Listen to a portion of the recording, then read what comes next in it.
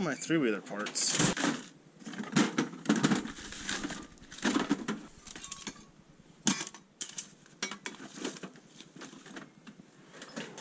Well, we got an extra pull start.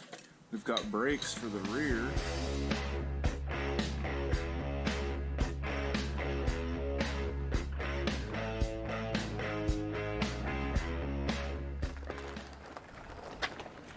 Alright, well, here we have a Honda 200. This one doesn't have any on the plate, at least. It doesn't say if it's the S or anything like that, so it's just I think the baseline 200. I've had this thing for quite a few years now. I think I bought it Scout. I've had this thing for quite a few years now. I bought it a long time ago from a guy, package deal. I think I bought in the two of them at once. One of them ran, one of them didn't. Yes. And Scout loves to get in the picture once in a while. I'm talking to myself, I know. I'm weird. You're weird. Okay. So, what? Do you want to go for a ride? You've never gone for a ride on a three-wheeler. So, I bought this thing quite a long time ago, but, well, one of the things that happens on these a lot is the pull cable snaps, which is what happened on this one. So I was gonna go start it one morning, and it pulled right on out. So I've done it a few times now, so we're gonna go ahead and pull this thing off, pull the cover off, held in by I think 2 bolts now. We've lost most of them, or they've broken off, or this stripped out. So we're gonna try and get this thing redone, put a new cord on it. I bought some beefier cord, a little bit stronger, a little bit tougher, so hopefully it doesn't snap like the old stuff does. And we'll try and get this thing running again. It should run just fine, but obviously you can't really get it started without the pull cord on it. It's not the electric version, which my parents actually have the electric version. It's pretty nice. This is push start, so. But this one, we still got to pull it, so we'll get this thing replaced and fired up again and have some more fun with it.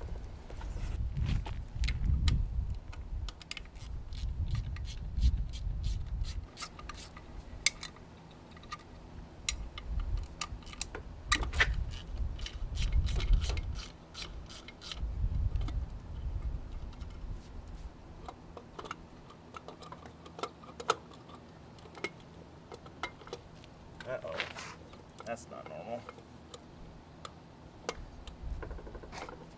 It's like stuck on there by something. That's never happened. I don't know how to get that off of there then.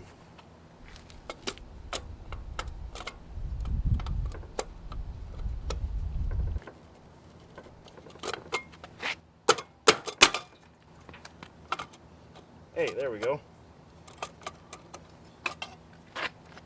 Well, I've never had that happen before. Okay, well, so got our new string. Here's the old one tore off.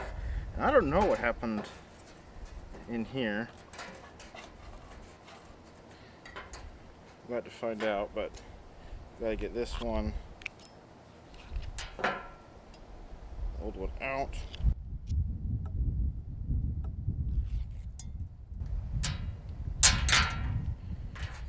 There's a clip on here.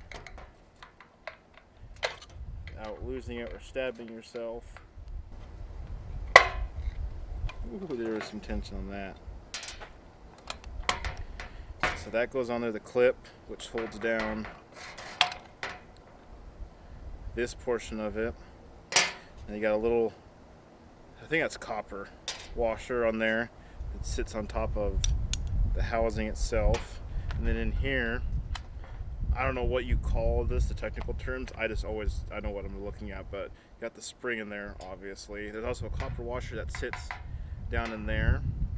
And then you have these pieces, which are like teeth. And you got all these little springs here. So take out all your little springs.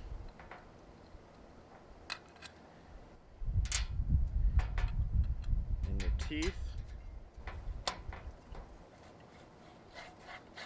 Make sure it's completely unwound. So now we've got what's left of that. Get this other copper washer off the bottom. Very gently. I pray nobody ever does this. I've done it. It sucks. If that gets unsprung, it is a very bad day. I can actually see it's kind of messed up because it's supposed to be hooked on there and it's not. I'm not going to touch that. I do not want to deal with that right now. That is a major pain in the ass. So we're just going to remove the old rope. Get that out of there. Get our new rope.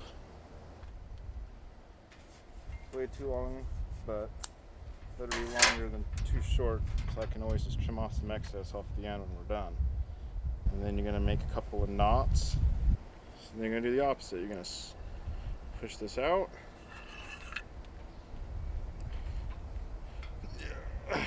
Nice and tight in there. It's not going to come undone. This is going to catch on there, and this is going to get spooled out that direction. So we're going to wrap it like that, which as I'm looking down at it, I'm wrapping it clockwise. And I'm going to shove that end out. And I've got this little hook here. I got to match it up with that hook down there. Try my best without, oh gosh.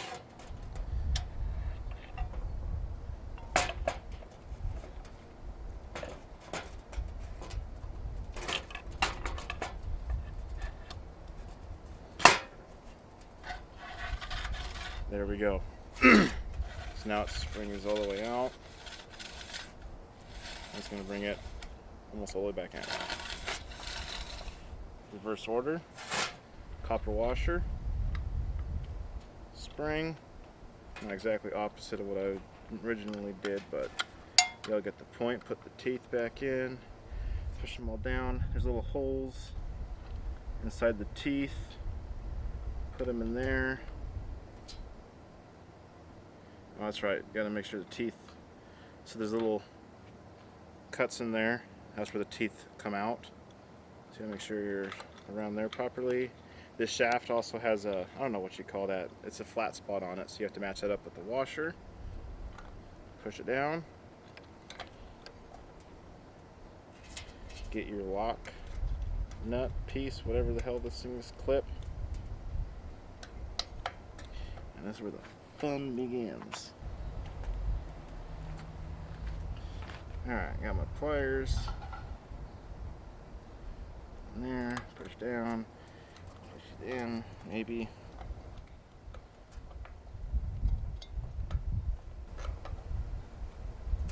There we go. And it's back in there. Push this to there. Put it in. Pull it out. Make the knot. Draw some extra. Tuck it in. There we go. Tracks like it should now. Let's put this back on the three-wheeler. We'll put our 2 bolts. Now, originally this has obviously, I think, 4 that hold it on, but we've since lost all those. So we just be very careful with the 2 that we do have left. I'm pretty sure I got it this way. And I think I ended up stripping out one of them once. I think the one on the right here I stripped out. You just have to be careful. Play with it, don't force it. You should go in by hand, get them started, and then you can use your ratchet. Never force it down. This is really, really easy to strip these out. Nice and snug. Don't need to go tight. I don't know what the torque spec is, but it's probably not a lot. Just snug and snug.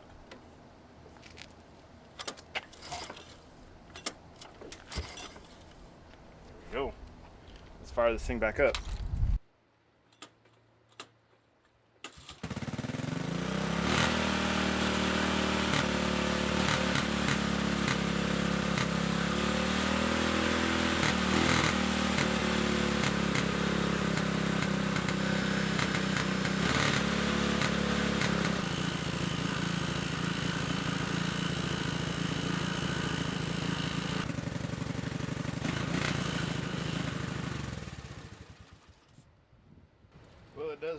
I just found another problem that we've got. So now I started up and running it, and then I realized, yeah, it's cracked. The intake to the engine off the carb. That piece is definitely cracked, leaking fuel a little bit. Well, obviously, but yeah. So now I gotta see if we have any extras of those lying around.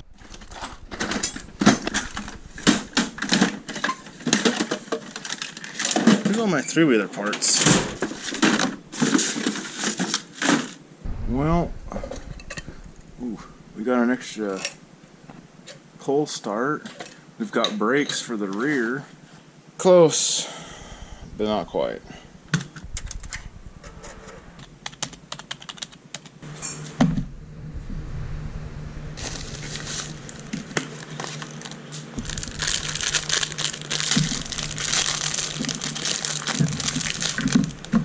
That should be it.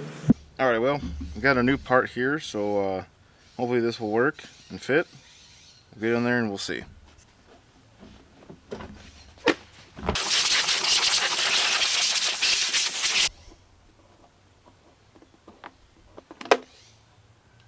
Cool.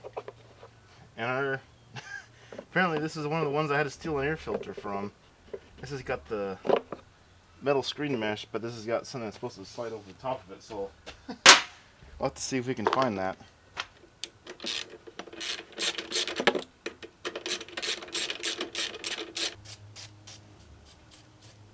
So just so you guys know, the air intake box connects to rubber hose right there, which connects to the frame, runs up, and this is where your actual intake is at. So just get this on there. And there we go.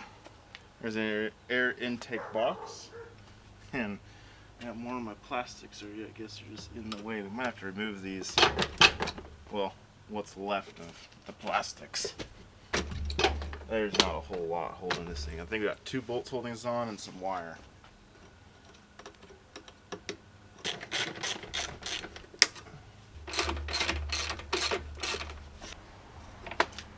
Okay. Why am I doing this like that? You have power tools for a reason.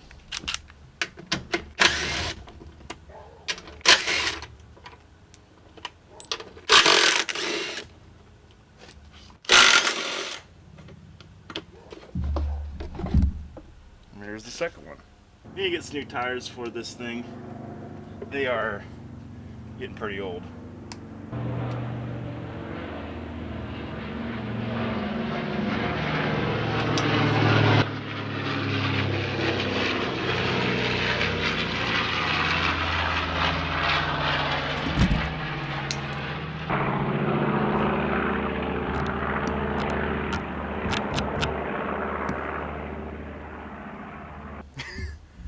Easily distracted. He's flown around a couple times now today. Must be an air show somewhere. So normally there's a bolt right here that would hold this down. Obviously it's not there, it's rusted out and whatever. It's long since it's not been there, and after you just connect your fuel line to the carburetor there, your tank comes right off. Now on the new one, so this is how it's going to mount up in there. Like so. It looks like it got the right orientation and everything. These obviously mounted in there. It's a little bit different on this one, but same thing. And they are on there. Okay. Okay. Oh, there we go. That wasn't terrible. So the carburetor actually has an O-ring on there instead of, I thought it would be a gasket, but it's actually an O-ring that mounts to, from the carburetor to the intake manifold. Okay, so here we've got our old one.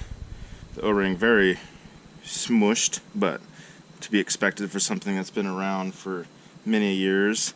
Very cracked. So you can see here, there's cracking going on there, and that was allowing air to come directly from outside into right into the intake, and was totally messing up. I was trying to figure out why this thing wasn't idling right. It just would constantly just be almost not full throttle, but it would be up there as you saw in the video. So this was the problem. It was cracked, and it was allowing air to get right in here. So this is mostly metal housing, but then inside here there's a little bit of rubber. that separates the two, and that's where we were getting air in through. So I'm going to go ahead and replace that with the new one, which looks like it mounts up the exact same. This wasn't too expensive. I think it was between 10 and 20 bucks on eBay, something like that. Really not all that bad. But before we put this right back together, I'm going to put a little bit of this is a Parker O-ring lube. Now, our old O-ring actually looks in pretty good condition. It might have been replaced at some point. I think I've actually, somewhere around in my garage, I've got a carburetor for this sitting around. I don't know where. It's, do not need that much. Just a little bit. I'm going to put that on the O-ring. Sit that bad boy back on the carb. And then we're going to take the old O-ring out. Be very careful not to crush it. So I'm going to go in here. This is fairly sharp, so just try not to pinch your... Oh, you don't want to dig into the new O-ring. You go to the side of it, come down, kind of work it up. And there you go. You get your O-ring out and put just a little bit. You don't have to go crazy. Just a little bit of O-ring lube. You should do this for most any time you have an O-ring that you're putting in, you're sealing around something. Helps to prevent it from pinching and tearing the seals you put together. This situation, I really probably don't need it, but I'm doing it anyway, just out of habit. And it's not going to harm anything doing it, so. And it actually helps to keep it in there a little bit better. So we got a little bit of difference here. We actually need to run these the rest of the way in.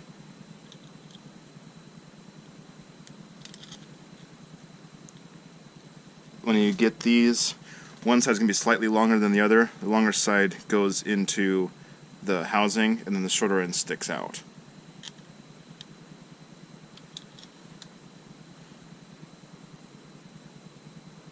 And there we go. And just make sure, yes, that these are the same. I've gotten new hardware before, and they went from metrics to standards on stuff like this. So just be careful. If you're trying to put a nut on and it starts like you get it on, it starts, and then all of a sudden it just starts biting like crazy, two things are happening there. Either it's a lock nut and you're putting the lock nut side on first, or it's the wrong size. So make sure you just keep that in mind when putting stuff together. When you get new stuff, it's not always going to be the exact same bolt or nut that was on there from the original manufacturer. So just keep that in mind. Trying not to get too much crud into the intake since it is exposed right now. I don't know what the torque spec is. I call it snug, which is right about there. Snug and snug. Let me put our box in, but before we do that, give it a quick wash.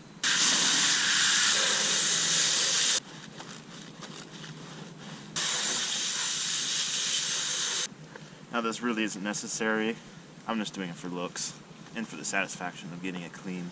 Doing something productive.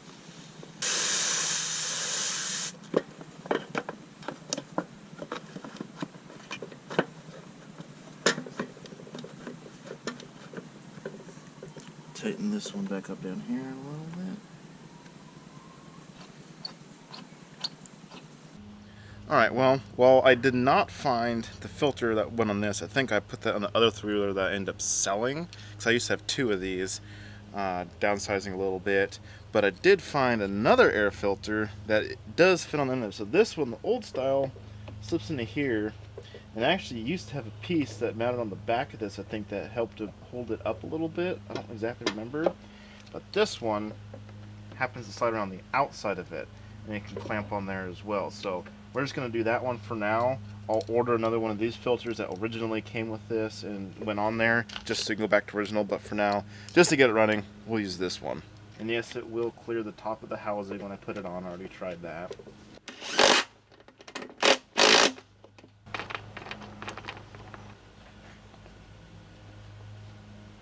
So your intake is actually all the way up here.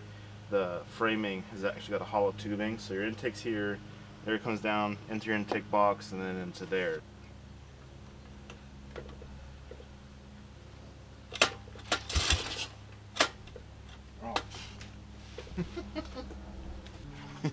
Helps to have the fuel tank on.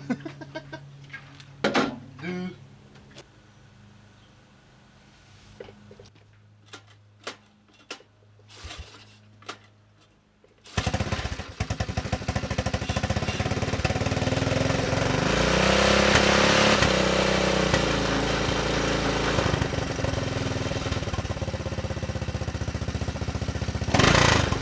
That's much better. Now it actually idles. Well, it runs, and now it actually idles like it's supposed to be, so it's fixed.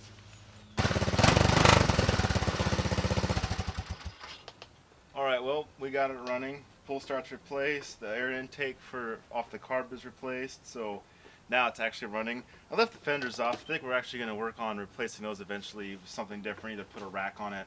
Those plastic ones are just so beat up, they're cracked and worn, and you can do it where you take the zip ties and you can put them together, but a lot of the mounting parts where it actually mounts to the framing are all cracked over, so I think we're just going to do something custom with it. Not sure yet. If you guys think of anything good or have any ideas, just let me know in the comments. This is pretty much does it for the three-wheeler.